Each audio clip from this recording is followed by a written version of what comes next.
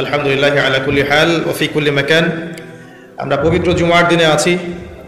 আল্লাহ পাক জুমার দিনে খুতবা শ্রবণ এবং সালাত আদায়ের উদ্দেশ্যে সুস্থ শরীরে মসজিদে আসার তৌফিক দিয়েছেন। আবারও বলি আলহামদুলিল্লাহ। রাসূলুল্লাহ সাল্লাল্লাহু আলাইহি ওয়াসাল্লাম বলেছেন, জুমার দিনে কেউ যদি সকাল সকাল গোসল করে এবং উত্তম কাপড় পরিধান করে, সুগন্ধি ব্যবহার করে, সকাল সকাল মসজিদে আসে এবং পায়ে হেঁটে মসজিদে আসে, ইমামের কাছাকাছি বসে, মনোযোগের সাথে খুতবা শ্রবণ করে, খুতবা চলাকালীন সময়ে কাউকে কষ্ট দেয় না, এমনকি কেউ যদি কথা বলে তাকে এটাও বলবে না যে চুপ করো, এবং ইমামের সাথে নামাজ শেষ করে, নবী সাল্লাল্লাহু আলাইহি ওয়াসাল্লাম বলেছেন, এই ব্যক্তির আমল নামায় প্রত্যেক পদক্ষেপের বিনিময়ে 1 বছরের নফল নামাজ, 1 বছরের নফল রোজার নেকি দেওয়া হবে। এই বিশাল নেকিটা নষ্ট হয়ে যাবে যদি খুতবা চলাকালীন সময় আমরা কথাবার্তা বলি, মোবাইলে ব্যস্ত থাকি, লুকিয়ে লুকিয়ে ভিডিও করি, ফটো সেশন করতে থাকি ইত্যাদি, অন্যকে কষ্ট দিই, আপোষে কথাবার্তা বলি, তাহলে এই পুরো নেকিটা নষ্ট হয়ে যাবে। দেখবেন এটা বলে দেওয়ার পরেও কিছু মানুষ কথা বলবে, এই কাজ করবে। আল্লাহ পাক বলেছেন কিছু মানুষ সম্পর্কে, লাহুম কুলুবুন লা ইয়াফকাহুনা বিহা, আমি হৃদয় দিয়েছি উপলব্ধি করে না, ওয়া লাহুম আযানুন লা ইয়াসমাউনা বিহা, শ্রবণ ইন্দ্রিয় দিয়েছি শুনবে না, ওয়া লাহুম আ'য়ুনুন লা ইউবসিরুনা বিহা, চোখ দিয়েছি দেখবে না। আল্লাহ বলেছেন এমন কিছু মানুষের কথা, এবং তাদের বিষয়ে আল্লাহ বলছেন, উলাইকা কাল আনআম, এরা হচ্ছে গবাদি পশুর মতো, জাস্ট লাইক ক্যাটলস, গবাদি পশু, জন্তু জানোয়ারের মতো। বাল হুম আদাল, বরং তার চাইতেও নিকৃষ্ট। উলাইকা হুমুল গাফিলুন, এরা হচ্ছে গাফেল সম্প্রদায়। আল্লাহ পাক এদেরকে দিয়েই জাহান্নাম পূর্ণ করবেন। ওয়ালাকাদ যারানা লি জাহান্নামা কাসীরাম মিনাল জিন্নি ওয়াল ইনস, প্রচুর জিন আর মানুষকে দিয়ে আমি জাহান্নাম পূর্ণ করব। অপরাধ এটাই, চোখ দিয়েছি দেখে নাই, কান দিয়েছি শুনে নাই, হৃদয় দিয়েছি উপলব্ধি করে নাই, এটাই অপরাধ। আর সহিহ বুখারীর মধ্যে 4 বার একটা হাদিস এসেছে যে আল্লাহ পাক আদম আলাইহিস সালামকে ডাকবেন কিয়ামতের মাঠে এবং বলবেন, তোমার সন্তানদের মধ্য থেকে জাহান্নামীদেরকে আলাদা করে দাও। আদম আলাইহিস সালাম বলবেন, কতজন হে আল্লাহ? আল্লাহ পাক বলবেন, প্রতি 1999 জনকে জাহান্নামের জন্য আলাদা করে দাও। যদিও এই উম্মতের বেশিরভাগ মানুষ জান্নাতে যাবে ইনশাআল্লাহ, বা জান্নাতীদের মধ্যে এই উম্মতের মানুষের সংখ্যা বেশি হবে, তবুও নবী সাল্লাল্লাহু আলাইহি ওয়াসাল্লাম বলেছেন যে আমার উম্মত 73টা দলে ভাগ হয়ে যাবে। বনু ইসরাঈল 72 দলে ভাগ হয়েছিল। ওয়া তাফতারিকু উম্মতি আলা 73 মিল্লাহ, আমার উম্মত 73টা দলে ভাগ হয়ে যাবে। কুল্লুহুম ফিন্নার, প্রত্যেকটা দলই যাবে জাহান্নামে, ইল্লা মিল্লাতান ওয়াহিদা, একটা মাত্র দল ছাড়া। কিলা মান হিয়া ইয়া রাসূলুল্লাহ, বলা হলো তারা কারা হে আল্লাহ রাসূল সাল্লাল্লাহু আলাইহি ওয়াসাল্লাম? নবীজি বললেন, মা আনা আলাইহি ওয়া আসহাবি, আমি যার উপরে আছি, আমার সাহাবীরা যার উপরে আছে। আর দুর্ভাগ্যজনক হচ্ছে ইসলামের নামে যত দলাদলি হয়েছে সবারই এই একটাই দলিল যে মা আনা আলাইহি ওয়া আসহাবি, আমি যার উপরে আছি, আমার সাহাবীরা যার উপরে আছে। সবাই দাবি করে, আমরা তাই করছি। কেন বেশিরভাগ মানুষ জাহান্নামে যাবে? একটা উত্তর আমরা পেলাম, চোখ দিয়েছি দেখেনি, কান দিয়েছি শুনেনি, কলব দিয়েছি উপলব্ধি করেনি। অর্থাৎ আল্লাহর সত্যের সন্ধান তারা পায়নি, সত্যকে মূল্যায়ন করে নাই, আল্লাহ পাকের বিধানের আনুগত্য করেনি। আরেকটা কারণ আছে, সেটা হলো শিরক। কারণ যে বেশিরভাগ মানুষ জাহান্নামে যাবে তাদের আমল নামায় একটা পাপ থাকবে, খুব কমন পাপ, সেটা হলো শিরকের পাপ। কিভাবে এটা বলতে পারি? এভাবে পারি যে আল্লাহ পাক সূরা নিসার মধ্যে বলেছেন, ইন্নাল্লাহা লা ইয়াগফিরু আন ইউশরাকা বিহি ওয়া ইয়াগফিরু মা দুনা যালিকা লিমান ইয়াশা। আল্লাহ পাক বলছেন, আমি শিরক ছাড়া অন্য যে কোনো গুনাহ যাকে ইচ্ছা ক্ষমা করে দেব। আল্লাহ পাক বলছেন, আমি আল্লাহ পাক শিরকের গুনাহ মাফ করেন না, অন্য যে কোনো গুনাহ যাকে ইচ্ছা আল্লাহ পাক মাফ করে দিবেন ইনশাআল্লাহ। তো আল্লাহ পাক যখন ঘোষণা দিলেন যে শিরক ছাড়া অন্য গুনাহ আমি মাফ করে দেব ইনশাআল্লাহ, শুধু মানুষের সাথে জড়িত বিষয় বাদ দিয়ে, কারণ মানুষের সাথে জড়িত বিষয় আল্লাহ রাব্বুল আলামিনের কাছে ক্ষমা চেয়ে লাভ হচ্ছে না। যেটা মানুষের সাথে জড়িত বিষয় সেটা আল্লাহর কাছে ক্ষমা চেয়ে লাভ হচ্ছে না। ধরেন আপনি কারো গীবত করেছেন, নাউজুবিল্লাহ, কারো সম্পদ আত্মসাৎ করেছেন, কারো প্রতি জুলুম করেছেন, কাউকে গালি দিয়েছেন, চুরি ডাকাতি করেছেন, ছিনতাই করেছেন, অন্যের সম্পদ আত্মসাৎ করেছেন, কাউকে ধর্ষণ করেছেন, অর্থাৎ অন্য কারোর সম্মানহানি করেছেন, জান মাল ইজ্জতের হানি করেছেন, এই বিষয়টার ক্ষমা আল্লাহর কাছে পাওয়া যাবে না। এই ক্ষমাটা ওই বান্দার কাছে নিতে হবে যে ভাই আমি আপনার গীবত করেছিলাম, আমাকে মাফ করে দেন।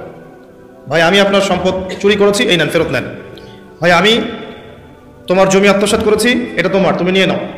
ভাই আমি তোমার কাছে টাকা ধার নিয়েছিলাম, দেইনি, এই যে দিয়ে দিলাম, শোধ। প্রতিটা বিষয় যেটা মানুষের সাথে জড়িত, হাক্কুল ইবাদ, এটা আল্লাহর কাছে ক্ষমা হবে না, এটা তার কাছেই ক্ষমা নিতে হবে, এবং এটা খুব কঠিন বিষয়। এর জন্য একটা কলবুন সালিম দরকার হয়, মানে সৎ মনের দরকার হয়। আর এই সৎ মন অনেক দাড়ি টুপির ভিতরেও থাকে না। আমি কি বুঝাতে পারছি? এই মনস্তাত্ত্বিক সততা দাড়ি টুপি জুব্বা পাগড়ির ভিতরে নাও থাকতে পারে, এটা ভিতরের ব্যাপার। যার কলব যত বেশি পরিচ্ছন্ন আলোকিত, সে তত বেশি সৎ হবে ইনশাআল্লাহ। কোনো কোনো ক্ষেত্রে আমরা এমনও দেখেছি যে একজন নন মুসলিম হিন্দু সম্প্রদায়ের মানুষ, সে মাপে কম দিচ্ছে না, একজন মুসলিম দিচ্ছে। কোনো কোনো ক্ষেত্রে দেখবেন আপনাদের এলাকায় আগে হিন্দু সম্প্রদায় বেশি ছিল না? আমার জানা মতে রংপুরে এই জায়গায় তো আগে শহর ছিল, তাই না? এখনো এখানে অনেক নিদর্শন আছে, খাঁটি খাবারের জন্য মানুষ তাদের কাছে আসতো। মুসলিমদের দোকানে না গিয়ে তাদের দোকানে যাচ্ছে, তাদের দুধটা হবে খাঁটি, ঘিটা হবে খাঁটি, মিষ্টি হবে খাঁটি। মুসলিমের দোকান বাদ দিয়ে তাদের কাছে যাচ্ছে মানুষ, সততা দিয়ে তারা মানুষের মন জয় করবে। কোনো কোনো ক্ষেত্রে আপনি দেখবেন একজন অমুসলিম রাষ্ট্রের দায়িত্বে আছে, প্রশাসনে আছে, বা সামাজিক দায়িত্বে আছে, ব্যবসা করছে, চাকরি বাকরি করছে। কোনো কোনো ক্ষেত্রে দেখা যায় যে তারা অনেক মুসলিমের চেয়ে বেশি সৎ। হ্যাঁ, ঘুষ নিচ্ছে না, দুর্নীতি করছে না, ব্যবসায় মাপে কম দিচ্ছে না, সিন্ডিকেট করছে না, চোরা কারবারি করছে না, অনেক ক্ষেত্রে দেখা যায়। এই শ্রেণীর মানুষদেরকে আল্লাহ পাক হেদায়েত দিয়ে দিতে পারেন। যাদের মনের মধ্যে আল্লাহ পাক সততা দেখবেন, আল্লাহ পাক তাকে হেদায়েত দিবেন ইনশাআল্লাহ, এটাই নিয়ম। আর যার হৃদয়ের মধ্যে সততা নাই, বাহ্যিকভাবে যদি মনেও হয় যে সে জান্নাতের পথে হাঁটছে, এমন হতে পারে দিন শেষেও জাহান্নামেই যাবে, নাউজুবিল্লাহ। যে প্রসঙ্গে এখানে আসলাম, মানুষের সাথে জড়িত হকটা মানুষের সাথেই ডিল করতে হবে। এটা কাবা ঘরের গেলাফ ধরে কানলেও ক্ষমা হবে না, কারণ আল্লাহ পাক তো রহমানুর রহিম নন, শুধু আল্লাহ পাক ন্যায় বিচারকও বটে। কথা কি বুঝতে পারছেন? আল্লাহ পাক শুধু রহমানুর রহিম নন যে সব মাফ করে দিব, একই সাথে শাদীদুল ইকাব, কঠোর শাস্তিদাতাও বটে। এবং আল্লাহ পাকের ন্যায় বিচার, ইনসাফটা সবচেয়ে উপরে। আল্লাহ পাক ইনসাফ করবেন, ইনসাফ করবেন। রহমানুর রহিম কোন অর্থে? আল্লাহ পাক চান যে তার বান্দারা জান্নাতে যাক, এবং তার জন্য আল্লাহ পাক নবী রাসূল পাঠিয়েছেন, আসমানি কিতাব পাঠান, মানুষকে খাওয়ান, পড়ান, হেদায়েত দেন, ভালো মন্দ বোঝান, বিবেক দেন, সবকিছু দেন। রহমানুর রহিম ছাড়া কোনো সত্তা এমন করতে পারে? এরপরেও যখন মানুষ জাহান্নামের পথে হাঁটবে, তখন আল্লাহ পাক কি আমরা দোষ দিতে পারবো? পারবো না। কিয়ামতের দিনের দরকার ছিল। আগে আমরা ভাবতাম যে কিয়ামতের দিনের কি দরকার ছিল, ছোটবেলায় ভাবতাম আর কি, যে এত সমস্যা, মানুষ হয়ে জন্ম নিয়েই তো বিপদে পড়ে গেলাম, কিয়ামতের দিনে তো অবস্থা খারাপ, কি জন্য আল্লাহ এত কঠিন শাস্তি দিবেন, জাহান্নাম সৃষ্টি করেছেন ইত্যাদি। সত্যিকার অর্থে কিয়ামতের দিন না থাকলে কোনো জালেমের বিচার হতো না, যাদের বিচার দুনিয়া হয়নি। কথা কি বুঝতে পারছেন? যে জালেমদের বিচার দুনিয়াতে হয় নাই, তারা পার পেয়ে যেত। কিয়ামতের মাঠ আছে বলেই তারা পার পাবে না। আর যে মাজলুমরা দুনিয়াতে কেঁদেছে, দুনিয়াতে কষ্ট সহ্য করেছে, সাফার করেছে, তাদের জন্য সুসংবাদ কিয়ামতের মাঠ, তারা সেখানে প্রতিদান পাবে ইনশাআল্লাহ। এই জন্যই কিয়ামতের মাঠের দরকার ছিল, না হলে সব জালেম কি হতো? পার পেয়ে যেত, যারা দুনিয়াতে বিচার পায়নি।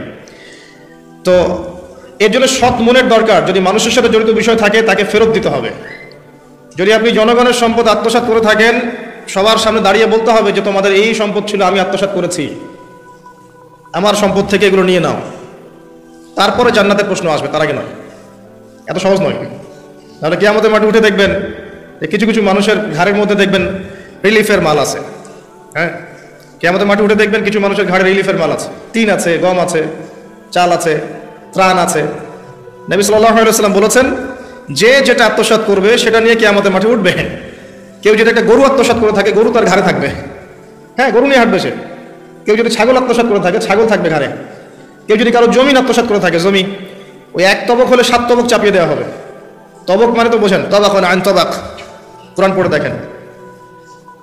এর জন্য দুনিয়াতে হকটা মেটাতে হবে, এটা খুব ডিফিকাল্ট। ওমর রাদিয়াল্লাহু আনহু একবার একজন বেদুইনের বুকের মধ্যে লাঠি দিয়ে আঘাত করেছিলেন। আঘাত করাটা তার জন্য জায়েজই ছিল ওই সময়, কারণ সে বিরক্ত করছিল বারবার। ওমর রাদিয়াল্লাহু আনহু রাষ্ট্রীয় বড় দায়িত্ব পালনে ব্যস্ত ছিলেন। এই সময় একজন বেদুইন এসে তার জামা ধরে টান দিচ্ছে। দিয়ে বলছে যে আমার কথা শোনেন, আমার কথা শোনেন। তিনি ব্যক্তিত্ব সম্পন্ন মানুষ ছিলেন, লাঠি দিয়ে একটু গুতা দিয়েছেন, দেখছো না আমি ব্যস্ত আছি। একটু পরে তার চিন্তা হলো আমি কি জুলুম করে ফেললাম। একজন সাহাবীকে পাঠালেন তাকে ডেকে নিয়ে আসুন। সে সাহাবী তাকে ডেকে নিয়ে আসলেন। এবার সেই ব্যক্তিকে দাঁড় করিয়ে ওমর রাদিয়াল্লাহু আনহু বলছেন, আমিরুল মুমিনিন, অর্ধ জাহানের খলিফা, অর্ধেক বিশ্বের খলিফা, ছোট্ট একটা কান্ট্রির না, পুরো অর্ধেক বিশ্বের খলিফা। তিনি বলছেন এই লাঠি নাও, হাদা সদরি ইন আরাত, এই যে আমার বুক, তুমি যদি চাও আমার বুকে ওইভাবেই গুতা দিয়ে প্রতিশোধ নিয়ে নাও। আমি কি বুঝাতে পারছি কথা কিছুটা? এই ব্যক্তি হতভম্ব হয়ে গেল যে সত্যি কি উনি আমাকে এই কথাটা বলছেন। তিনি আমিরুল মুমিনিন হয়ে এই কথা বলছেন যে আমার বুকের মধ্যে লাঠি দিয়ে আঘাত করে তুমি প্রতিশোধ নিয়ে নাও। ওমর রাদিয়াল্লাহু আনহু বলছেন হ্যাঁ এটা করো, কিয়ামতের মাঠে আমাকে আল্লাহর ওয়াস্তে জবাবদিহি করায়ও না। তখন সেই ব্যক্তি বলছে আমিরুল মুমিনিন, আমার এটার কোনো প্রয়োজন নেই, আমি আপনাকে মাফ করে দিলাম। ওমর ইবনে খাত্তাব তিনি বলছেন যে আল্লাহ তোমাকে মাফ করে দিন। সুবহানাল্লাহ। এই ছিল ইনসাফ। যদি মানুষের সাথে জড়িত কোনো হক থেকে থাকে তাহলে এই দুনিয়াতেই পরিশোধ করতে হবে। কারো টাকা নিয়ে থাকলে টাকা ফেরত দিয়ে দিবেন, কারো যদি জমি সম্পত্তি কোনোভাবে ঝগড়াঝাটি হয়ে থাকে, জমি নিয়ে নিয়েছেন কোনোভাবে, ফেরত দিয়ে দিবেন। যদি বোনের সম্পত্তি পাওয়ার অধিকার থাকে দিয়ে দিবেন, যার যার হক তাকে তাকে দিয়ে দিবেন। পরকালের জন্য নিউট্রাল হয়ে যান। পরকালে মানুষের সাথে জড়িত কোনো হক নিয়ে ওঠেন না, খুব ডিফিকাল্ট। কি হবে তাহলে?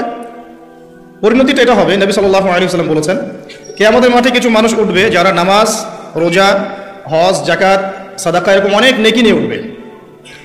নেকি নিয়ে ওঠার পরে দেখবে সামনে যে অনেক মানুষ দাঁড়িয়ে আছে পাওনাদার, কারো গীবত করেছে, কাউকে ধর্ষণ করেছে, কারো সম্পদ আত্মসাৎ করেছে, কাউকে গালি দিয়েছে, কাউকে জুলুম করেছে ইত্যাদি। এই মানুষগুলো দাঁড়িয়ে থাকবে। ওই সময় তো আর বেচা কেনার সুযোগ নাই, পরিশুদ্ধ হওয়ার সুযোগ নাই। আল্লাহ পাক তখন বলবেন যে এই ব্যক্তিদের নেকি তাদের আমল নামায় দিয়ে দাও, পাওনাদারদের আমল নামায় এই নেকি দিয়ে দাও। ও নামাজ, রোজা, হজ, যাকাতের নেকি থেকে তাদের ঋণ শোধ করা হবে। এবং শোধ করতে করতে যদি নেকি শেষ হয়ে যায় তখন ওই ব্যক্তিদের গুনাহ থেকে গুনাহ এই ব্যক্তির আমল নামায় যুক্ত করা হবে। পরিশেষে এই ব্যক্তি যাবে জাহান্নামে, ওরা চলে যাবে জান্নাতে। বলেন নাউযুবিল্লাহ। দুনিয়াতে আল্লাহর সাথে জড়িত বিষয় থাকতে পারে, পরকালে যেন মানুষের সাথে জড়িত কোনো হক রাখেন না। এটাই প্রথম নসিহত। আল্লাহ রাব্বুল আলামিন এটাই বলেছেন যে নিশ্চয়ই আল্লাহ শিরক ছাড়া সমস্ত গুনাহ মাফ করতে পারেন। তার মানে আমরা বুঝতে পারছি যে বেশিরভাগ মানুষ জাহান্নামে যাবে তাদের আমল নামায় শিরকের পাপ থাকবে। কিসের পাপ থাকবে? শিরকের পাপ থাকবে। কারণ আল্লাহ পাক বলেছেন শিরক ছাড়া যে কোনো গুনাহ তিনি ক্ষমা করতে পারেন। এবং মেরাজের রাতে যখন নবী সাল্লাল্লাহু আলাইহি ওয়াসাল্লাম আল্লাহর সাথে সাক্ষাৎ করেছেন, আল্লাহ পাক তিনটা প্রতিশ্রুতি দিয়েছেন, তিনটা হাদিয়া, উপহার। একটা হচ্ছে 50 ওয়াক্ত নামাজ, যেটাকে আমরা এখন 5 ওয়াক্ত পড়ি। 5 ওয়াক্ত পড়লে আপনি 50 ওয়াক্তের নেকি পাবেন ইনশাআল্লাহ। আর এই উম্মতের যে কোনো নেকির কাজ 10 দিয়ে গুণ করা হবে। একটা ভালো কাজ করলে আপনি 10 গুণ নেকি পাবেন, আল্লাহ পাক এটা বলে দিয়েছেন। কিন্তু গুনাহ একটা করলে একটাই পাবেন, একটা গুনাহ করেছেন একটাই থাকবে, এটাকে 10 দিয়ে গুণ করা হবে না। এটা প্রথম হাদিয়া। দ্বিতীয় হাদিয়া হচ্ছে সূরা বাকারার শেষের 3টা আয়াত। সূরা বাকারার শেষের 3টা আয়াত, লিল্লাহি মা ফিস সামাওয়াতি, এখান থেকে ফানসুরুন আলাল কওমিল কাফিরিন পর্যন্ত, এটা একটা হাদিয়া। এবং নবী সাল্লাল্লাহু আলাইহি ওয়াসাল্লাম বলেছেন রাতের বেলা কেউ যদি এই 3টা আয়াত পড়ে ঘুমায়, ঘুমানোর আগেই 3টা আয়াত পড়ে নিয়ে ঘুমায়, বা মাগরিবের নামাজের পর থেকে পড়া শুরু করে, কারণ মাগরিবের পর থেকে রাত শুরু হয়। পশ্চিমা বিশ্বের মতো 12টার পর থেকে রাত শুরু হয় না ইসলামে, সূর্য ডুবলেই রাত শুরু হয়। তো নবী সাল্লাল্লাহু আলাইহি ওয়াসাল্লাম বলছেন তার আমল নামায় সারা রাত ইবাদতের নেকি দেওয়া হবে ইনশাআল্লাহ। আরেকটা হাদিয়া হচ্ছে এটা, আল্লাহ পাক ঘোষণা দিয়েছেন এই উম্মতের কোনো ব্যক্তি যদি শিরক না করে মারা যায়, এই উম্মতের কোনো ব্যক্তি যদি শিরক না করে মারা যায়, মানুষের সাথে জড়িত কোনো পাপ না থাকে, ইনশাআল্লাহ আল্লাহ পাক তাকে মাফ করে দিবেন। আর এই সূরা নিসার আয়াতটাও এটাই প্রমাণ করছে। আল্লাহ পাক বলছেন ইন্নাল্লাহা লা ইয়াগফিরু আন ইউশরাকা বিহি, আল্লাহ পাক শিরকের গুনাহ মাফ করেন না, ওয়া ইয়াগফিরু মা দুনা যালিকা লিমান ইয়াশা, এবং এছাড়া যে কোনো পাপ আল্লাহ পাক যাকে ইচ্ছা মাফ করতে পারেন। আল্লাহ পাক পরম করুণাময়, অসীম দয়ালু। এক ব্যক্তি 100টা খুন করেছিল, 99টা খুন করার পরে, এটা বনু ইসরাইলের ঘটনা, এটা গল্প নয়, কেচ্ছা কাহিনী নয়, সত্য ঘটনা। সে তওবার সুযোগ খুঁজছে, তওবা করা যাবে কিনা। খুঁজতে খুঁজতে খুঁজতে একজন আবেদের কাছে গিয়েছে। আবেদ মানে যে ইবাদত করে কিন্তু জ্ঞান নাই। দুই রকম মানুষ থাকে মুসলিমদের মধ্যে, একজন এক শ্রেণী আলেম যারা জানে এবং জানা অনুযায়ী আমল করে, আর এক শ্রেণী হচ্ছে খুব একটা জানে না কিন্তু দেখা দেখে আমল করে, এদেরকে বলা হয় আবেদ। এই ব্যক্তি ছিল আবেদদের একজন। তার কাছে গিয়ে বলছে আমাকে তওবা হবে, আমি 99টা খুন করেছি, সিরিয়াল কিলার। সেই ব্যক্তি বলেছে না, তোমার কিসের ক্ষমা, তুমি এতগুলো খুন করেছো, তোমার ক্ষমা হতে পারে? রাগে এই ব্যক্তিকেও সে খুন করেছে, করে 100টা পূর্ণ করেছে। এরপরে আরেকজনের সন্ধান পেয়েছে যে একজন আলেম, তার কাছে গিয়ে তওবার সুযোগ খুঁজছে। সে বলল হ্যাঁ তোমার তওবা হবে ইনশাআল্লাহ, তুমি খালেসভাবে তওবা করো, করে এই এলাকা থেকে চলে যাও, কারণ তওবার পরে এক নতুন জীবন শুরু করবে, এই পরিবেশে থাকলে তুমি অতীতের হিস্ট্রিগুলো তোমার মনে পড়বে, তুমি চলে যাও দূরে কোথাও, সেখানে গিয়ে থাকা শুরু করো। সে তওবা করে ওইদিকে চলে যাচ্ছিল, রাস্তায় মৃত্যু হয়। এবার দুই শ্রেণীর ফেরেশতা চলে আসছে, জান্নাতের এবং জাহান্নামের। কে তার আত্মা নিবে? আমরা মৃত্যুর সময় টের পেয়ে যাবো যে কে জান্নাতে কে জাহান্নামী, ফেরেশতাদের আকৃতি দেখেই, ঠিক আছে? আর একজন মানুষের মৃত্যু থেকেই তার কিয়ামত শুরু হয়ে যায়। কিয়ামত কবে হবে এর চেয়ে বড় কথা যে মৃত্যুর জন্য আমরা প্রস্তুত কিনা। তো এখন জাহান্নামের ফেরেশতারা রূহ নিতে চাচ্ছে ওই ব্যক্তির, আবার জান্নাতি ফেরেশতারাও চাচ্ছে, দুজনের মাঝখানে একটা ডিবেট চলছে। আল্লাহ রাব্বুল আলামিন তখন কৌশল করে বললেন, তোমরা রাস্তাটা মেপে দেখো, সে যতদূর এসেছিল এই রাস্তার পরিমাপ বেশি না যেখানে যাচ্ছিল এর পরিমাপ বেশি। দেখা গেল যে সে যতদূর গিয়েছিল এর পরিমাপ বেশি। আল্লাহ পাক জমিনকে প্রশস্ত করে দিলেন। এভাবে কৌশল করে আল্লাহ পাক এই ব্যক্তিকে মাফ করে দিলেন। এখানে আপনাকে খুনের অ্যাক্সেস দেওয়া হচ্ছে না, এই হাদিসটা বলে আপনাকে খুন করতে উৎসাহিত করা হচ্ছে না, আপনাকে বোঝানো হচ্ছে আল্লাহ পাকের মার্সি, দয়া কত প্রশস্ত। আরেক ব্যক্তি ছিল, সে ব্যভিচারিণী ব্যক্তি না, সে মহিলা, সে ব্যভিচারিণী মহিলা, প্রস্টিটিউশনে ছিল, যাকে আমরা এখন যৌনকর্মী বলি বর্তমান আধুনিক সভ্যতায়, সো কল্ড আধুনিক সভ্যতায়। এবং তাদের অধিকারের জন্য আমরা অনেক কিছুই করতে চেষ্টা করি। আমরা একটা স্লোগানও দিই, আমার দেহ আমার সিদ্ধান্ত, নাউজুবিল্লাহ। তো এই মহিলা রাস্তা দিয়ে যাচ্ছিল, দেখেছে একটা কুকুর পিপাসার্থ, প্রচণ্ড পিপাসার্থ, জিহ্বা বেরিয়ে গেছে, তার মায়া লাগলো, সে নিজের মোজাটা খুলে কুয়াতে নামালো, আমি অনেক কষ্ট করে সে পানি উঠালো, উঠিয়ে কুকুরকে পান করিয়েছে। এই একটা কাজের জন্য আল্লাহ পাক তাকে মাফ করে দিয়েছে। আরেকজন ব্যক্তি যে প্রচণ্ড পাপী ছিল, মৃত্যুর সময় সে তার সন্তানদেরকে ওসিয়ত করছে যে আমি অনেক অন্যায় করেছি, আল্লাহ যদি আমাকে ধরতে পারেন তাহলে আমার অবস্থা খারাপ। তো আমি যখন মারা যাব তখন আমার দেহটাকে পুড়িয়ে ফেলবে, পুড়িয়ে অর্ধেক ছাই বাতাসে ভাসিয়ে দিবে আর অর্ধেক ছাই সমুদ্রে ভাসিয়ে দিবে, মানে বাতাসে অর্ধেক উড়িয়ে দিবে, সমুদ্রে অর্ধেক ভাসিয়ে দিবে। ছেলেটা তাই করলো। এই ব্যক্তির আকীদা কি? যদি আল্লাহ আমাকে ধরতে পারেন তাহলে খবর আছে। তার মানে ওর আকীদা যে আল্লাহ ধরতে পারবেন না এমন করলো, এটা কিন্তু কুফরি আকীদা, তাই নয় কি? পুনরুত্থানে বিশ্বাস না করাটা কুফরি নয় কি? ইমানের 6টা পিলারে একটা হচ্ছে পরকালে বিশ্বাস, তাই না? একটা পিলারই তো তার মধ্যে নাই। তো সন্তানরা তাই করলো। আল্লাহ পাক সাগরকে বললেন ছাই জমা করে দাও, জমিনকে বললেন ছাই জমা করে দাও। আর বাই দ্য ওয়ে, আল্লাহর আদেশ প্রকৃতি শোনে, মানুষ না শুনলে প্রকৃতি শোনে। সাগরের পাড়ে গিয়ে আপনি দাঁড়ান, দাঁড়িয়ে থাকবেন, এই বিশাল সমুদ্র গর্জন করতে করতে আসবে, এসে বিনয়ের সাথে আপনার পা ধুয়ে দিবে। আল্লাহ পাক তাকে আদেশ করেছেন, তোমার সামনে দাঁড়ালে পা ধুয়ে দিও, অহংকার করো না। আল্লাহ যখন ওই সমুদ্রকে আদেশ করবেন যে এই জনপদের লোকেরা আমার আদেশ মানছে না, জলোচ্ছ্বাস দিয়ে উড়িয়ে দাও, সমুদ্র তাই করবে। প্রকৃতি আল্লাহর কথা শোনে। ছাই জড়ো করা হলো, জড়ো করার পরে আল্লাহ পাক এই ব্যক্তিকে আবার পুনরুজ্জীবিত করে জিজ্ঞাসা করলেন, কি জন্য এই কাজটা করেছেন, কেন এই কাজটা করেছো? তখন এই ব্যক্তি বলছে, হাদিসের কথাগুলো এমন, এই ব্যক্তি বলছে মিন খাশিয়াতিকা ইয়া রাব্বি, আল্লাহ আমি তোমার ভয়ে এই কাজটা করেছিলাম, আর তুমি খুব ভালো করেই জানো হে আল্লাহ আমি তোমার ভয়ে করেছি না অন্য কোনো কারণে করেছি। আল্লাহ পাক বললেন আমি তোমাকে মাফ করে দিলাম। আর দুজন ব্যক্তি, এটা বলে সামনে যাচ্ছে, আর দুজন ব্যক্তি, এটা আমাদের মুসলিমদের জন্য শিক্ষা আছে। কারণ আমরা মুসলিমরা মনে করি যে আমরা সুপিরিয়র হয়ে গেছি, মাশাআল্লাহ জুমার নামাজে আসি, রমজানের রোজা রাখি, মাঝে মাঝে একটু জাকাত দেই, সুযোগ পেলে একটা হজ উমরা করে আসি, তাই না? মাঝে মাঝে মসজিদে এসে নামাজ পড়ি, আমরা মনে হয় জান্নাতের সার্টিফিকেট পেয়ে গেছে, আমরা মনে করি আর কি। দুই ব্যক্তি, একজন অনেক আল্লাহওয়ালা মানুষ, আর একজন হচ্ছে যে আল্লাহর দিনের খুব একটা পরোয়া করে না। তো এই বন্ধু সেই বন্ধুকে দাওয়াত দেয়, দিনের পথে আসো, দিনের পথে আসো আসো। এই ব্যক্তি শোনে না। তো একদিন এই ব্যক্তি বলে ফেললো, যে ব্যক্তি একটু পায়াস টাইপের রিলিজিয়াস মুসলিম, সে বলে ফেললো যে আল্লাহ তোকে কখনো মাফ করবে না। কথাটা শুনেন, আল্লাহ তোকে মাফ করবে না, তোকে এত ডাকি দাওয়াত দিই, তুই কথা শুনিস না। মৃত্যুর পরে আল্লাহ পাক এই দুজনকে জীবিত করলেন, জীবিত করে বললেন কে তোমাকে ইখতিয়ার দিয়েছে যে আমি কাউকে ক্ষমা করবো কি করবো না এই বিষয়ে সিদ্ধান্ত দেওয়ার? আজকে আমি ওকে মাফ করে দিলাম আর তোমাকে জাহান্নামে দিলাম, যাও। যার মনের মধ্যে যাররা পরিমাণ অহংকার থাকবে সে ব্যক্তি জান্নাতে যেতে পারবে না। আর অহংকার এবং রিয়াটা এত সূক্ষ্ম যে অন্ধকার রাতে কালো পাথরের উপরে যদি কালো পিঁপড়া হাঁটে, এটা যেমন সূক্ষ্ম, রিয়া এবং অহংকার এতটাই সূক্ষ্ম। এবং যখন আপনারা ইসলামিক ব্যক্তিত্বদেরকে নিয়ে আইওয়াস এবং শোডাউনে লিপ্ত হন, তখন অহংকার তাদের মনের মধ্যে চলে আসতে পারে। এই বিষয়গুলো থেকে সম্পূর্ণ দূরে থাকা উচিত। আল্লাহ পাক আপনাদেরকে বোঝার তৌফিক দান করুন। শিরকের পাপ থেকে বেঁচে থাকুন, মানুষের সাথে জড়িত পাপ থেকে বেঁচে থাকুন। আল্লাহ পাক পরম করুণাময়, অসীম দয়ালু, আল্লাহ পাক সমস্ত গুনাহ মাফ করতে পারেন। এর মানে এই নয় যে গুনার এক্সেস দেওয়া হচ্ছে, লাইসেন্স দেওয়া হচ্ছে, এমনটা নয়। আল্লাহ পাকের দয়া বোঝানো হচ্ছে। আল্লাহ আপনাকে ভালোবাসেন এবং আল্লাহই আপনাকে প্রকৃত অর্থে ভালোবাসেন, বাকিরা আপনাকে স্বার্থের জন্য ভালোবাসেন। মনে রাখবেন, প্রকৃত অর্থে শুধু আল্লাহই তার বান্দাদেরকে ভালোবাসেন, বাকিরা মানুষের অবস্থানকে ভালোবাসে, মানুষের ব্যক্তি সত্তাকে নয়, আপনার আত্মাকে নয়, আপনার অবস্থানকে। এটা আপনি হারে হারে উপলব্ধি করবেন যত দিন যাবে। বাকি বিষয়গুলো স্বার্থকেন্দ্রিক। আল্লাহ রাব্বুল আলামিনের ভালোবাসা স্বার্থকেন্দ্রিক নয়, নিঃস্বার্থ।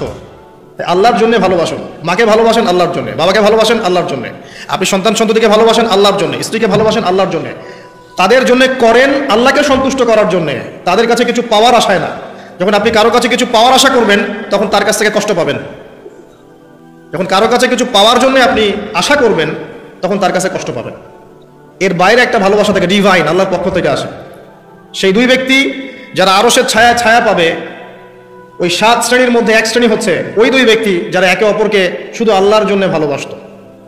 এই ভালোবাসা, মুআমালাত, আপনার ওঠা বসা, চলাফেরা, ইবাদত, প্রতিটা কাজ হোক শুধু আল্লাহর সন্তুষ্টির জন্য। এটাই হচ্ছে তাওহীদের চূড়ান্ত লেভেল। তখন গিয়ে আপনি আল্লাহর মারিফত বুঝতে পারবেন, আল্লাহকে আপনি আপন করে পাবেন। যখন ডাকবেন দেখবেন আল্লাহ আপনার কাছে আছে। এমন সময় দেখবেন মনে মনে কিছু চিন্তা করেছেন যে আমার এটা দরকার, দেখবেন বাসায় গিয়ে ওটা হাজির আপনার সামনে। নবী সাল্লাল্লাহু আলাইহি ওয়াসাল্লাম এটাই বলেছেন, জুতার ফিতার প্রয়োজন হলেও আল্লাহর কাছে চেয়ে নাও।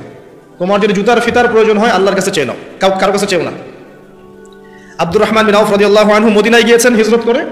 অন্য একজন সাহাবী বলছেন, আমার 2টা বাড়ি আছে, একটা নিয়ে নেন, 2টা জমি আছে, একটা নিয়ে নেন। আব্দুর রহমান বিন আউফ তিনি বলছেন, আরিনি আইনা সুক, আমাকে দেখিয়ে দাও যে বাজার কোথায়। অল্প কিছু খেজুর কিনলেন, আল্লাহর প্রতি তাওয়াক্কুল করে গায়রাতের পরিচয় দিলেন, ব্যক্তিত্বের পরিচয় দিলেন, দিয়ে তিনি চলে গেলেন বাজারে। বাজারে গিয়ে ব্যবসা শুরু করলেন। মাত্র 7 বছরের ব্যবধানে তিনি মদিনার শ্রেষ্ঠ ধনীদের একজন হয়েছেন।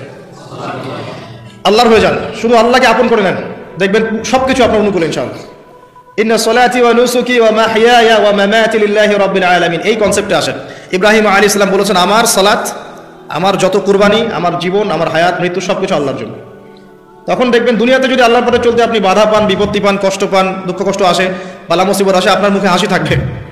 আপনি বুঝবেন এগুলো আল্লাহর জন্য, আল্লাহ এগুলোর প্রতিদান দিবেন ইনশাআল্লাহ। এবার আসেন আরেকটা পয়েন্টের সামনে আলোচনা শেষ করতে চাই। আমাদের সামনে একটা মৌসুম অপেক্ষা করছে আল্লাহর ক্ষমা পাওয়ার। 3 শ্রেণীর মানুষের জন্য নবী সাল্লাল্লাহু আলাইহি ওয়াসাল্লাম অভিশাপ দিয়েছেন। অভিশাপ,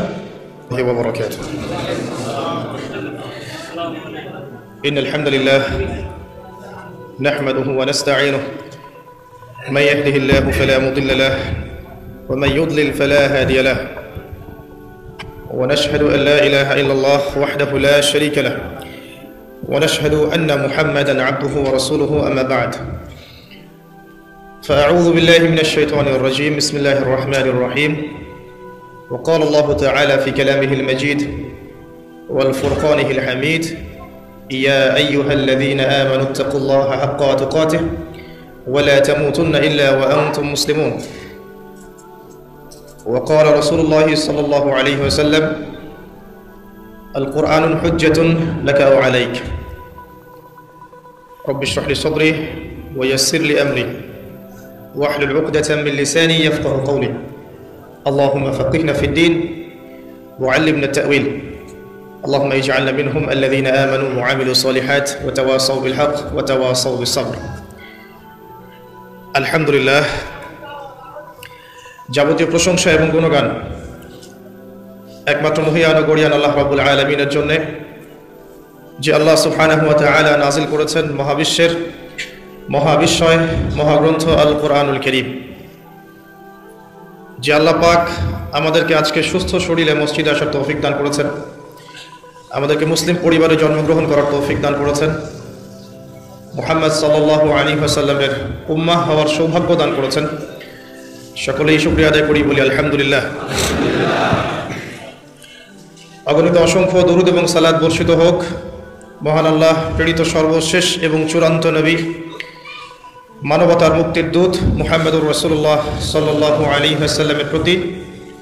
আমরা সংক্ষিপ্ত আকারে দরুদ পড়ি, আল্লাহুম্মা সাল্লি আলা মুহাম্মদ আল্লাহুম্মা বারিক আলা মুহাম্মদ। সম্মানিত উপস্থিতি, কেমন আছেন আপনারা?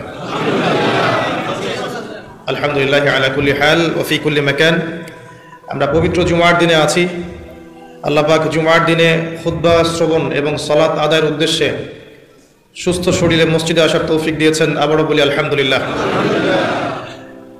রাসূলুল্লাহ সাল্লাল্লাহু আলাইহি ওয়াসাল্লাম বলেছেন, জুমার দিনে কেউ যদি সকাল সকাল গোসল করে এবং উত্তম কাপড় পরিধান করে, সুগন্ধি ব্যবহার করে, সকাল সকাল মসজিদে আসে এবং পায়ে হেঁটে মসজিদে আসে, ইমামের কাছাকাছি বসে মনোযোগের সাথে খুতবা শ্রবণ করে, খুতবা চলাকালীন সময়ে কাউকে কষ্ট দেয় না, এমনকি কেউ যদি কথা বলে তাকে এটাও বলবে না যে চুপ করো,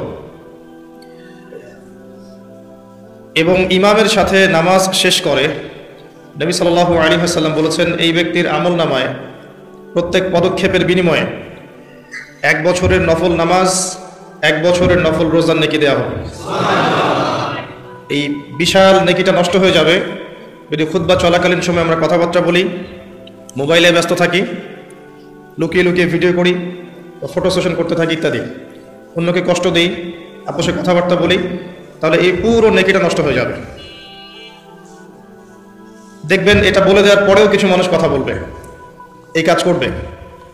আল্লাহ পাক বলেছেন কিছু মানুষ সম্পর্কে, লাহুম কুলুবুন লা ইয়াফকাহুনা বিহা, আমি হৃদয় দিয়েছি উপলব্ধি করে না, ওয়া লাহুম আযানুন লা ইয়াসমাউনা বিহা, শ্রবণ ইন্দ্রিয় দিয়েছি শুনবে না, ওয়া লাহুম আ'য়ুনুন লা ইউবসিরুনা বিহা, চোখ দিয়েছি দেখবে না।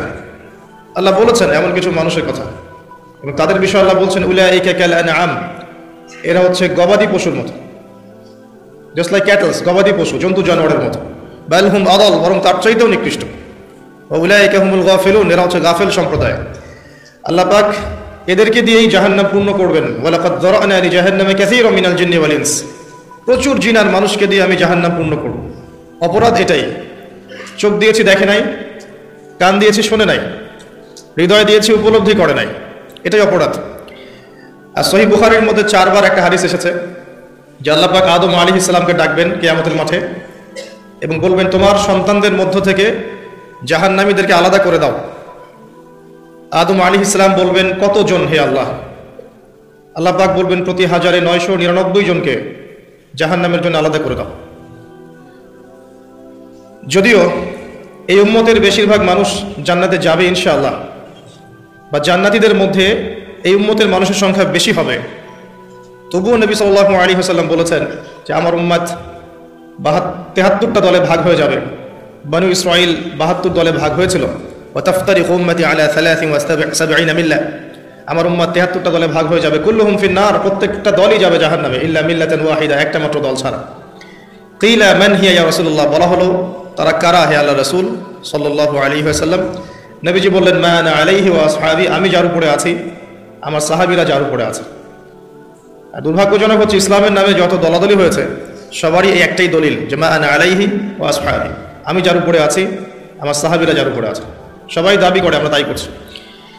কেন বেশিরভাগ মানুষ জাহান্নামে যাবে? একটা উত্তর আমরা পেলাম, চোখ দিয়েছি দেখেনি, কান দিয়েছি শুনেনি, কলব দিয়েছি উপলব্ধি করেনি। অর্থাৎ আল্লাহর সত্যের সন্ধান তারা পায়নি, সত্যকে মূল্যায়ন করে নাই, আল্লাহ পাকের বিধানের আনুগত্য করেনি। আরেকটা কারণ আছে, সেটা হলো শিরক। কারণ যে বেশিরভাগ মানুষ জাহান্নামে যাবে তাদের আমল নামায় একটা পাপ থাকবে, খুব কমন পাপ, সেটা হলো শিরকের পাপ। কিভাবে এটা বলতে পারি? এভাবে পারি যে আল্লাহ পাক সূরা নিসার মধ্যে বলেছেন, ইন্নাল্লাহা লা ইয়াগফিরু আন ইউশরাকা বিহি ওয়া ইয়াগফিরু মা দুনা যালিকা লিমান ইয়াশা। আল্লাহ পাক বলছেন, আমি শিরক ছাড়া অন্য যে কোনো গুনাহ যাকে ইচ্ছা ক্ষমা করে দেব। আল্লাহ পাক বলছেন, আমি আল্লাহ পাক শিরকের গুনাহ মাফ করেন না, অন্য যে কোনো গুনাহ যাকে ইচ্ছা আল্লাহ পাক মাফ করে দিবেন ইনশাআল্লাহ। তো আল্লাহ পাক যখন ঘোষণা দিলেন যে শিরক ছাড়া অন্য গুনাহ আমি মাফ করে দেব ইনশাআল্লাহ, শুধু মানুষের সাথে জড়িত বিষয় বাদ দিয়ে, কারণ মানুষের সাথে জড়িত বিষয় আল্লাহ রাব্বুল আলামিনের কাছে ক্ষমা চেয়ে লাভ হচ্ছে না। যেটা মানুষের সাথে জড়িত বিষয় সেটা আল্লাহর কাছে ক্ষমা চেয়ে লাভ হচ্ছে না। ধরেন আপনি কারো গীবত করেছেন, নাউজুবিল্লাহ, কারো সম্পদ আত্মসাৎ করেছেন, কারো প্রতি জুলুম করেছেন, কাউকে গালি দিয়েছেন, চুরি ডাকাতি করেছেন, ছিনতাই করেছেন, অন্যের সম্পদ আত্মসাৎ করেছেন, কাউকে ধর্ষণ করেছেন, অর্থাৎ অন্য কারোর সম্মান হানি করেছেন, জান মাল ইজ্জতের হানি করেছেন। এই বিষয়টার ক্ষমা আল্লাহর কাছে পাওয়া যাবে না। এই ক্ষমাটা ওই বান্দার কাছে নিতে হবে যে ভাই আমি আপনার গীবত করেছিলাম, আমাকে মাফ করে দেন। ভাই আমি আপনার সম্পদ চুরি করেছি, এই নেন, ফেরত নেন। ভাই আমি তোমার জমি আত্মসাৎ করেছি, এটা তোমার, তুমি নিয়ে নাও। ভাই আমি তোমার কাছে টাকা ধার নিয়েছিলাম, দেইনি, এই যে দিয়ে দিলাম, শোধ। প্রতিটা বিষয় যেটা মানুষের সাথে জড়িত, হাক্কুল ইবাদ, এটা আল্লাহর কাছে ক্ষমা হবে না, এটা তার কাছেই ক্ষমা নিতে হবে, এবং এটা খুব কঠিন বিষয়। এর জন্য একটা কলবুন সালিম দরকার হয়, মানে সৎ মনের দরকার হয়। আর এই সৎ মন অনেক দাড়ি টুপির ভিতরেও থাকে না। আমি কি বুঝাতে পারছি? এই মনস্তাত্ত্বিক সততা দাড়ি টুপি জুব্বা পাগড়ির ভিতরে নাও থাকতে পারে। এটা ভিতরের ব্যাপার। যার কলব যত বেশি পরিচ্ছন্ন আলোকিত, সে তত বেশি সৎ হবে ইনশাআল্লাহ। কোনো কোনো ক্ষেত্রে আমরা এমনও দেখেছি যে একজন নন মুসলিম হিন্দু সম্প্রদায়ের মানুষ, সে মাপে কম দিচ্ছে না, একজন মুসলিম দিচ্ছে। কোনো কোনো ক্ষেত্রে দেখবেন আপনাদের এলাকায় আগে হিন্দু সম্প্রদায় বেশি ছিল না? আমার জানা মতে রংপুরে এই জায়গায় তো আগে শহর ছিল, তাই না? এখনো এখানে অনেক নিদর্শন আছে। খাঁটি খাবারের জন্য মানুষ তাদের কাছে আসতো, মুসলিমদের দোকানে না গিয়ে তাদের দোকানে যাচ্ছে। তাদের দুধটা হবে খাঁটি, ঘিটা হবে খাঁটি, মিষ্টি হবে খাঁটি। মুসলিমের দোকান বাদ দিয়ে তাদের কাছে যাচ্ছে মানুষ। সততা দিয়ে তারা মানুষের মন জয় করলো। কোনো কোনো ক্ষেত্রে আপনি দেখবেন একজন অমুসলিম রাষ্ট্রের দায়িত্বে আছে, প্রশাসনে আছে, বা সামাজিক দায়িত্বে আছে, ব্যবসা করছে, চাকরি বাকরি করছে। কোনো কোনো ক্ষেত্রে দেখা যায় যে তারা অনেক মুসলিমের চেয়ে বেশি সৎ। হ্যাঁ, ঘুষ নিচ্ছে না, দুর্নীতি করছে না, ব্যবসায় মাপে কম দিচ্ছে না, সিন্ডিকেট করছে না, চোরা কারবারি করছে না। অনেক ক্ষেত্রে দেখা যায় এই শ্রেণীর মানুষদেরকে আল্লাহ পাক হেদায়েত দিয়ে দিতে পারেন। যাদের মনের মধ্যে আল্লাহ পাক সততা দেখবেন, আল্লাহ পাক তাকে হেদায়েত দিবেন ইনশাআল্লাহ। এটাই নিয়ম। আর যার হৃদয়ের মধ্যে সততা নাই, বাহ্যিকভাবে যদি মনেও হয় যে সে জান্নাতের পথে হাঁটছে, এমন হতে পারে দিন শেষেও জাহান্নামেই যাবে, নাউজুবিল্লাহ। যে প্রসঙ্গে এখানে আসলাম, মানুষের সাথে জড়িত হকটা মানুষের সাথেই ডিল করতে হবে। এটা কাবা ঘরের গেলাফ ধরে কানলেও ক্ষমা হবে না। কারণ আল্লাহ পাক তো রহমানুর রহিম নন, শুধু আল্লাহ পাক ন্যায় বিচারকও বটে। কথা কি বুঝতে পারছেন? আল্লাহ পাক শুধু রহমানুর রহিম নন যে সব মাফ করে দিব, একই সাথে শাদীদুল ইকাব, কঠোর শাস্তিদাতাও বটে। এবং আল্লাহ পাকের ন্যায় বিচার, ইনসাফটা সবচেয়ে উপরে। আল্লাহ পাক ইনসাফ করবেন, ইনসাফ করবেন। রহমানুর রহিম কোন অর্থে?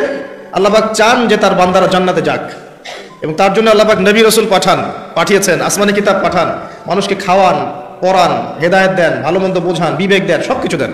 রহমানুর রহিম ছাড়া কোনো সত্তা এমন করতে পারে? এরপরেও যখন মানুষ জাহান্নামের পথে হাঁটবে, তখন আল্লাহ পাক কি আমরা দোষ দিতে পারবো? পারবো না। কিয়ামতের দিনের দরকার ছিল। আগে আমরা ভাবতাম যে কিয়ামতের দিনের কি দরকার ছিল, ছোটবেলায় ভাবতাম আর কি, যে এত সমস্যা, মানুষ হয়ে জন্ম নিয়েই তো বিপদে পড়ে গেলাম, কিয়ামতের দিনের তো অবস্থা খারাপ, কি জন্য আল্লাহ এত কঠিন শাস্তি দিবেন, জাহান্নাম সৃষ্টি করেছেন ইত্যাদি।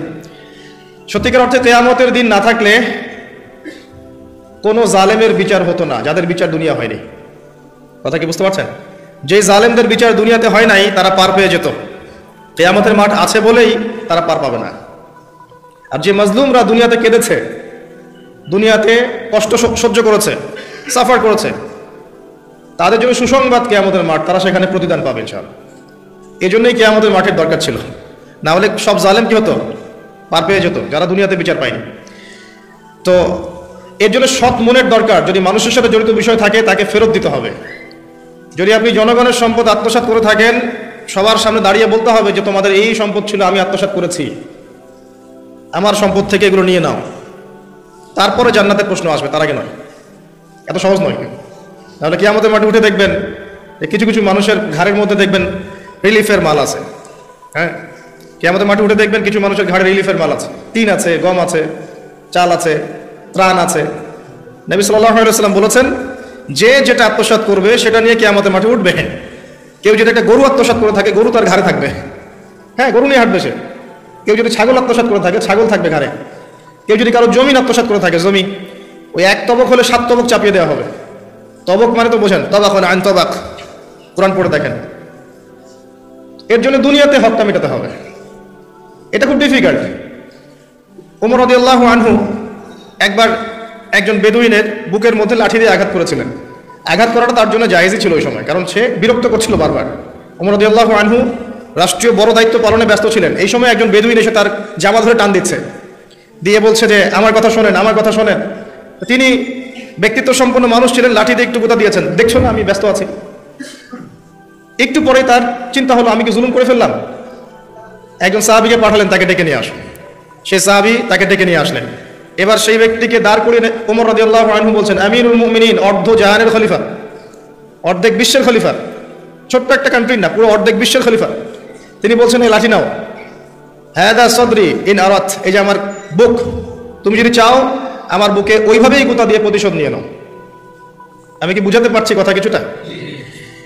এই ব্যক্তি হতভম্ব হয়ে গেল যে সত্যি কি উনি আমাকে এই কথাটা বলছেন? তিনি আমিরুল মুমিনিন হয়ে এই কথা বলছেন যে আমার বুকের মধ্যে লাঠি দিয়ে আঘাত করে তুমি প্রতিশোধ নিয়ে নাও? উমর রাদিয়াল্লাহু আনহু বলছেন, হ্যাঁ এটা করো, কিয়ামতের মাঠে আমাকে আল্লাহর ওয়াস্তে জবাবদিহি করায়ও না। তখন সেই ব্যক্তি বলছে, আমিরুল মুমিনিন, আমার এটার কোনো প্রয়োজন নেই, আমি আপনাকে মাফ করে দিলাম। উমর ইবনে খাত্তাব তিনি বলছেন যে আল্লাহ তোমাকে মাফ করে দিন। সুবহানাল্লাহ। এই ছিল ইনসাফ। যদি মানুষের সাথে জড়িত কোনো হক থেকে থাকে তাহলে এই দুনিয়াতেই পরিশোধ করতে হবে। কারো টাকা নিয়ে থাকলে টাকা ফেরত দিয়ে দিবেন, কারো যদি জমি সম্পত্তি কোনোভাবে ঝগড়াঝাটি হয়ে থাকে, জমি নিয়ে নিয়েছেন কোনোভাবে, ফেরত দিয়ে দিবেন। যদি বোনের সম্পত্তি পাওয়ার অধিকার থাকে দিয়ে দিবেন, যার যার হক তাকে তাকে দিয়ে দিবেন। পরকালের জন্য নিউট্রাল হয়ে যান। পরকালে মানুষের সাথে জড়িত কোনো হক নিয়ে ওঠেন না, খুব ডিফিকাল্ট। কি হবে তাহলে? পরিণতিটা এটা হবে, নবী সাল্লাল্লাহু আলাইহি ওয়াসাল্লাম বলেছেন, কিয়ামতের মাঠে কিছু মানুষ উঠবে যারা নামাজ, রোজা, হজ, যাকাত, সাদাকা এরকম অনেক নেকি নিয়ে উঠবে। নেকি নিয়ে ওঠার পরে দেখবে সামনে যে অনেক মানুষ দাঁড়িয়ে আছে পাওনাদার, কারো গীবত করেছে, কাউকে ধর্ষণ করেছে, কারো সম্পদ আত্মসাৎ করেছে, কাউকে গালি দিয়েছে, কাউকে জুলুম করেছে ইত্যাদি। এই মানুষগুলো দাঁড়িয়ে থাকবে। ওই সময় তো আর বেচা কেনার সুযোগ নাই, পরিশুদ্ধ হওয়ার সুযোগ নাই। আল্লাহ পাক তখন বলবেন যে এই ব্যক্তিদের নেকি তাদের আমল নামায় দিয়ে দাও, পাওনাদারদের আমল নামায় এই নেকি দিয়ে দাও। ও নামাজ, রোজা, হজ, যাকাতের নেকি থেকে তাদের ঋণ শোধ করা হবে। এবং শোধ করতে করতে যদি নেকি শেষ হয়ে যায় তখন ওই ব্যক্তিদের গুনাহ থেকে গুনাহ এই ব্যক্তির আমল নামায় যুক্ত করা হবে। পরিশেষে এই ব্যক্তি যাবে জাহান্নামে, ওরা চলে যাবে জান্নাতে। বলেন নাউযুবিল্লাহ। দুনিয়াতে আল্লাহর সাথে জড়িত বিষয় থাকতে পারে, পরকালে যেন মানুষের সাথে জড়িত কোনো হক রাখেন না। এটাই প্রথম নসিহত। আল্লাহ রাব্বুল আলামিন এটাই বলেছেন যে নিশ্চয়ই আল্লাহ শিরক ছাড়া সমস্ত গুনাহ মাফ করতে পারেন। তার মানে আমরা বুঝতে পারছি যে বেশিরভাগ মানুষ জাহান্নামে যাবে তাদের আমল নামায় শিরকের পাপ থাকবে। কিসের পাপ থাকবে? শিরকের পাপ থাকবে। কারণ আল্লাহ পাক বলেছেন শিরক ছাড়া যে কোনো গুনাহ তিনি ক্ষমা করতে পারেন। এবং মেরাজের রাতে যখন নবী সাল্লাল্লাহু আলাইহি ওয়াসাল্লাম আল্লাহর সাথে সাক্ষাৎ করেছেন, আল্লাহ পাক তিনটা প্রতিশ্রুতি দিয়েছেন, তিনটা হাদিয়া, উপহার। একটা হচ্ছে 50 ওয়াক্ত নামাজ, যেটাকে আমরা এখন 5 ওয়াক্ত পড়ি। 5 ওয়াক্ত পড়লে আপনি 50 ওয়াক্তের নেকি পাবেন ইনশাআল্লাহ। আর এই উম্মতের যে কোনো নেকির কাজ 10 দিয়ে গুণ করা হবে। একটা ভালো কাজ করলে আপনি 10 গুণ নেকি পাবেন, আল্লাহ পাক এটা বলে দিয়েছেন। কিন্তু গুনাহ একটা করলে একটাই পাবেন, একটা গুনাহ করেছেন একটাই থাকবে, এটাকে 10 দিয়ে গুণ করা হবে না। এটা প্রথম হাদিয়া। দ্বিতীয় হাদিয়া হচ্ছে সূরা বাকারার শেষের 3টা আয়াত।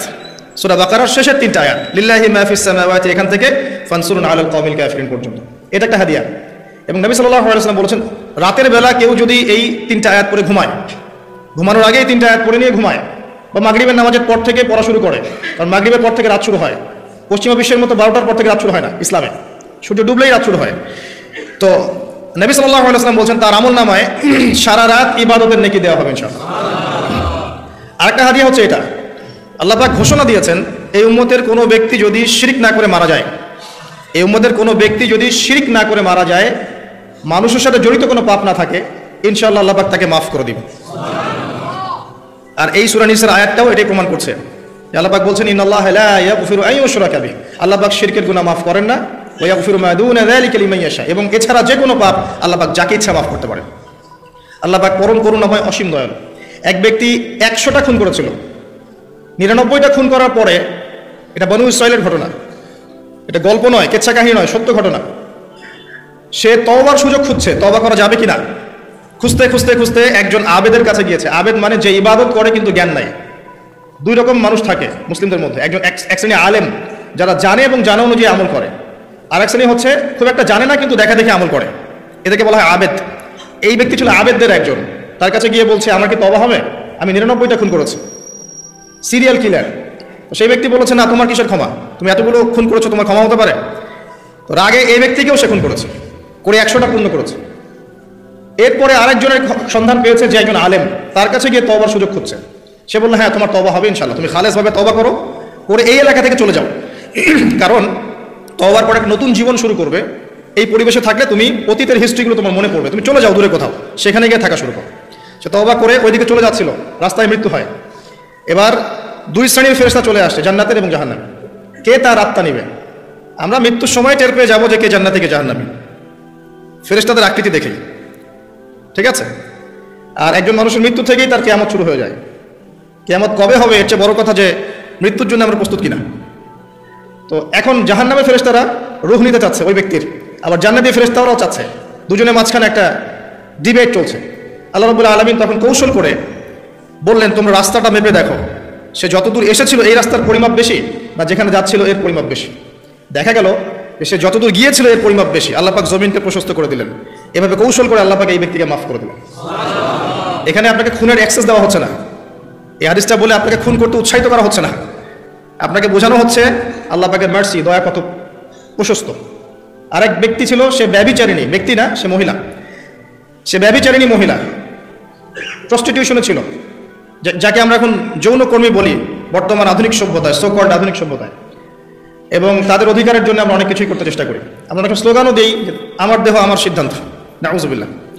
তো এই মহিলা রাস্তা দিয়ে যাচ্ছিল, দেখেছে একটা কুকুর পিপাসার্থ, প্রচণ্ড পিপাসার্থ, জিহ্বা বেরিয়ে গেছে।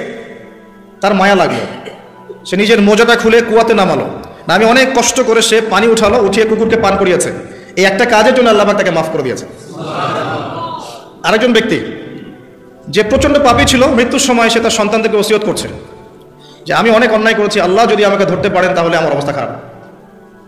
তো আমি যখন মারা যাব তখন আমার দেহটাকে পুড়িয়ে ফেলবে, পুড়িয়ে অর্ধেক ছাই বাতাসে ভাসিয়ে দিবে আর অর্ধেক ছাই সমুদ্রে ভাসিয়ে দিবে। মানে বাতাসে অর্ধেক উড়িয়ে দিবে, সমুদ্রে অর্ধেক ভাসিয়ে দিবে। ছেলেটা তাই করলো।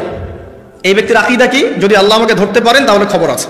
তার মানে ওর আকীদা যে আল্লাহ ধরতে পারবেন না এমন করলো, এটা কিন্তু কুফরি আকীদা, তাই নয় কি? পুনরুত্থানে বিশ্বাস না করাটা কুফরি নয় কি? ইমানের 6টা পিলারে একটা হচ্ছে পরকালে বিশ্বাস, তাই না? একটা পিলারই তো তার মধ্যে নাই। তো সন্তানরা তাই করলো। আল্লাহ পাক সাগরকে বললেন ছাই জমা করে দাও, জমিনকে বললেন ছাই জমা করে দাও। আর বাই দ্য ওয়ে, আল্লাহর আদেশ প্রকৃতি শোনে, মানুষ না শুনলে প্রকৃতি শোনে। সাগরের পাড়ে গিয়ে আপনি দাঁড়ান, দাঁড়িয়ে থাকবেন, এই বিশাল সমুদ্র গর্জন করতে করতে আসবে, এসে বিনয়ের সাথে আপনার পা ধুয়ে দিবে। আল্লাহ পাক তাকে আদেশ করেছেন তোমার সামনে দাঁড়ালে পা ধুয়ে দিও, অহংকার করো না। আল্লাহ যখন ওই সমুদ্রকে আদেশ করবেন যে এই জনপদের লোকেরা আমার আদেশ মানছে না, জলোচ্ছ্বাস দিয়ে উড়িয়ে দাও, সমুদ্র তাই করবে। প্রকৃতি আল্লাহর কথা শোনে। তো ছাই জড়ো করা হলো। জড়ো করার পরে আল্লাহ পাক এই ব্যক্তিকে আবার পুনরুজ্জীবিত করে জিজ্ঞাসা করলেন কি জন্য এই কাজটা করেছেন, কেন এই কাজটা করেছো? তখন এই ব্যক্তি বলছে, হাদিসের কথাগুলো এমন, এই ব্যক্তি বলছে মিন খাশিয়াতিকা ইয়া রাব্বি, আল্লাহ আমি তোমার ভয়ে এই কাজটা করেছিলাম। আর তুমি খুব ভালো করেই জানো হে আল্লাহ যে আমি তোমার ভয়ে করেছি না অন্য কোনো কারণে করেছি। আল্লাহ পাক বললেন আমি তোমাকে মাফ করে দিলাম। আর দুজন ব্যক্তি, এটা বলে সামনে যাচ্ছে, আর দুজন ব্যক্তি, এটা আমাদের মুসলিমদের জন্য শিক্ষা আছে। আর আমরা মুসলিমরা মনে করি যে আমরা সুপিরিয়র হয়ে গেছি। মাশাআল্লাহ, জুমার নামাজে আসি, রমজানের রোজা রাখি, মাঝে মাঝে একটু জাকাত দেই, সুযোগ পেলে একটা হজ উমরা করে আসি, তাই না? মাঝে মাঝে মসজিদে এসে নামাজ পড়ি, আমরা মনে হয় জান্নাতের সার্টিফিকেট পেয়ে গেছি, আমরা মনে করি আর কি। দুই ব্যক্তি, একজন অনেক আল্লাহওয়ালা মানুষ, আর একজন হচ্ছে যে আল্লাহর দিনের খুব একটা পরোয়া করে না। তো এই বন্ধু সেই বন্ধুকে দাওয়াত দেয়, দিনের পথে আসো, দিনের পথে আসো আসো। এই ব্যক্তি শোনে না। তো একদিন এই ব্যক্তি বলে ফেললো, যে ব্যক্তি একটু পায়াস টাইপের রিলিজিয়াস মুসলিম, সে বলে ফেললো যে আল্লাহ তোকে কখনো মাফ করবে না। কথাটা শুনেন, আল্লাহ তোকে মাফ করবে না, তোকে এত ডাকি দাওয়াত দিই, তুই কথা শুনিস না। মৃত্যুর পরে আল্লাহ পাক এই দুইজনকে জীবিত করলেন। জীবিত করে বললেন কে তোমাকে ইখতিয়ার দিয়েছে যে আমি কাউকে ক্ষমা করবো কি করবো না এই বিষয়ে সিদ্ধান্ত দেওয়ার? আজকে আমি ওকে মাফ করে দিলাম আর তোমাকে জাহান্নামে দিলাম। যাও। যার মনের মধ্যে যাররা পরিমাণ অহংকার থাকবে সে ব্যক্তি জান্নাতে যেতে পারবে না। আর অহংকার এবং রিয়াটা এত সূক্ষ্ম যে অন্ধকার রাতে কালো পাথরের উপরে যদি কালো পিঁপড়া হাঁটে, এটা যেমন সূক্ষ্ম, রিয়া এবং অহংকার এতটাই সূক্ষ্ম। এবং যখন আপনারা ইসলামিক ব্যক্তিত্বদেরকে নিয়ে আইওয়াস এবং শোডাউনে লিপ্ত হন, তখন অহংকার তাদের মনের মধ্যে চলে আসতে পারে। এই বিষয়গুলো থেকে সম্পূর্ণ দূরে থাকা উচিত। আল্লাহ পাক আপনাদেরকে বোঝার তৌফিক দান করুন। শিরকের পাপ থেকে বেঁচে থাকুন, মানুষের সাথে জড়িত পাপ থেকে বেঁচে থাকুন। আল্লাহ পাক পরম করুণাময়, অসীম দয়ালু। আল্লাহ পাক সমস্ত গুনাহ মাফ করতে পারেন। এর মানে এই নয় যে গুনার এক্সেস দেওয়া হচ্ছে, লাইসেন্স দেওয়া হচ্ছে, এমনটা নয়। আল্লাহ পাকের দয়া বোঝানো হচ্ছে। আল্লাহ আপনাকে ভালোবাসেন এবং আল্লাহই আপনাকে প্রকৃত অর্থে ভালোবাসেন, বাকিরা আপনাকে স্বার্থের জন্য ভালোবাসেন। মনে রাখবেন, প্রকৃত অর্থে শুধু আল্লাহই তার বান্দাদেরকে ভালোবাসেন, বাকিরা মানুষের অবস্থানকে ভালোবাসে, মানুষের ব্যক্তি সত্তাকে নয়, আপনার আত্মাকে নয়, আপনার অবস্থানকে। এটা আপনি হারে হারে উপলব্ধি করবেন যত দিন যাবে। বাকি বিষয়গুলো স্বার্থকেন্দ্রিক। আল্লাহ রাব্বুল আলামিনের ভালোবাসা স্বার্থকেন্দ্রিক নয়, নিঃস্বার্থ। আল্লাহর জন্য ভালোবাসুন। মাকে ভালোবাসেন আল্লাহর জন্য, বাবাকে ভালোবাসেন আল্লাহর জন্য, আপনি সন্তান সন্ততিকে ভালোবাসেন আল্লাহর জন্য, স্ত্রীকে ভালোবাসেন আল্লাহর জন্য। তাদের জন্য করেন আল্লাহকে সন্তুষ্ট করার জন্য, তাদের কাছে কিছু পাওয়ার আশায় না। যখন আপনি কারো কাছে কিছু পাওয়ার আশা করবেন তখন তার কাছ থেকে কষ্ট পাবেন। যখন কারো কাছে কিছু পাওয়ার জন্য আপনি আশা করবেন তখন তার কাছে কষ্ট পাবেন। এর বাইরে একটা ভালোবাসা থেকে, ডিভাইন, আল্লাহর পক্ষ থেকে আসে। সেই দুই ব্যক্তি যারা আরশের ছায়া ছায়া পাবে, ওই 7 শ্রেণীর মধ্যে এক শ্রেণী হচ্ছে ওই দুই ব্যক্তি যারা একে অপরকে শুধু আল্লাহর জন্য ভালোবাসত।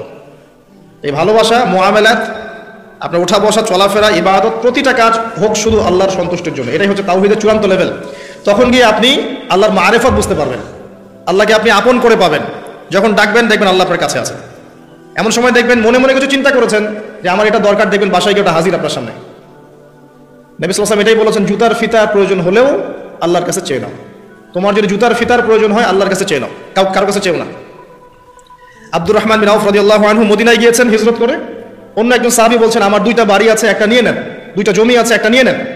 আব্দুর রহমান বিন আউফ তিনি বলছেন, আরিনি আইনা সুক, আমাকে দেখিয়ে দাও যে বাজার কোথায়।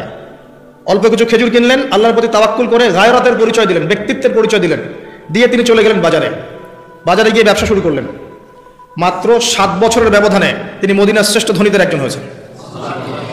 আল্লাহর হয়ে যান, শুধু আল্লাহকে আপন করে নেন, দেখবেন সবকিছু আপনার অনুকূলে ইনশাআল্লাহ। ইন্না সলাতি ওয়া নুসুকি ওয়া মাহইয়ায়া ওয়া মামাতি লিল্লাহি রাব্বিল আলামিন, এই কনসেপ্টে আসেন। ইব্রাহিম আলাইহিস সালাম বলেছেন, আমার সালাত, আমার যত কুরবানি, আমার জীবন, আমার হায়াত, মৃত্যু সবকিছু আল্লাহর জন্য। তখন দেখবেন দুনিয়াতে যদি আল্লাহর পথে চলতে আপনি বাধা পান, বিপত্তি পান, কষ্ট পান, দুঃখ কষ্ট আসে, বালা মুসিবত আসে, আপনার মুখে হাসি থাকবে। আপনি বুঝবেন এগুলো আল্লাহর জন্য, আল্লাহ এগুলোর প্রতিদান দিবেন ইনশাআল্লাহ। এবার আসেন আরেকটা পয়েন্টে এসে আমি আলোচনা শেষ করতে চাই। আমাদের সামনে একটা মৌসুম অপেক্ষা করছে আল্লাহর ক্ষমা পাওয়ার। 3 শ্রেণীর মানুষের জন্য নবী সাল্লাল্লাহু আলাইহি ওয়াসাল্লাম অভিশাপ দিয়েছেন, অভিশাপ।